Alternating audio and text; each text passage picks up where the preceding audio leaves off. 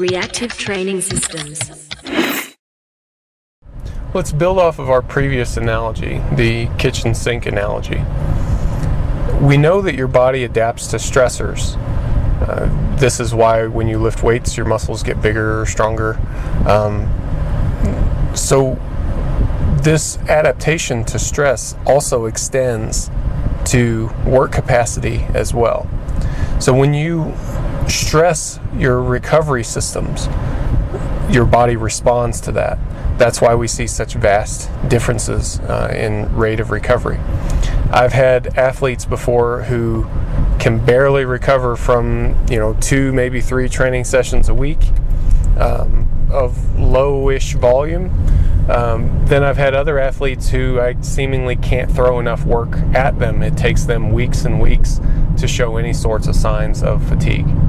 So it very much depends on the lifter, and we can figure out some of this, right? Like larger lifters seem to have lower recovery rates, relative recovery rates, than smaller lifters.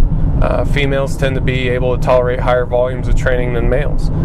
But beyond that, there's tons and tons of individualization that has to occur. And that's kind of what I was talking about last time with why athlete monitoring is so important. If you're monitoring the level of inflow and outflow into the system, then you can much more easily dial that system in to the needs of the individual. And when you do that, you're taking into account all of these things, all this stuff about men and women, big and small, old and young. You take all that stuff into account because you're dialing it into the one individual's rate of recovery, and also just their sensitivity to certain stressors and all that stuff. The mechanics of it can get complicated, but if you just look at it as a monitoring of the water level in the sink, then it can remain fairly simple for us. It's easy to apply to a real life working situation. Now, what I wanted to talk about today, though, is just the general enhancement of work capacity. We talked about how pushing yourself into a high stress situation where the stress inflow is greater than the recovery outflow. Stress accumulates. We talked about that doing that sort of training enhances your ability to recover. I don't think that it's that great in terms of pure strength development because you're going beyond your ability to recover. It's the only training stress that matters is training stress that's adapted. If you don't adapt to a training stressor, then it doesn't do you much good. So any sort of truly high stress training has to be matched with low stress training. It's the training throughput that matters. So just doing more work doesn't really get you anywhere unless you're able to recover from that work.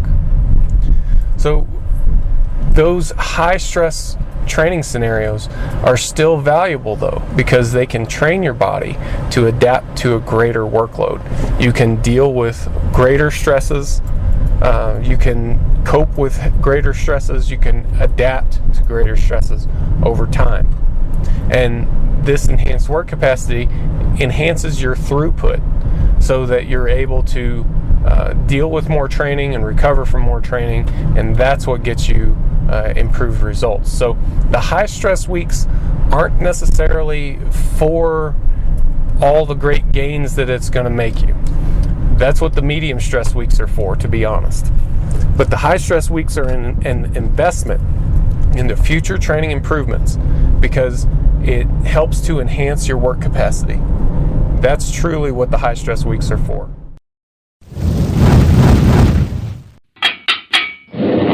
Reactive training systems.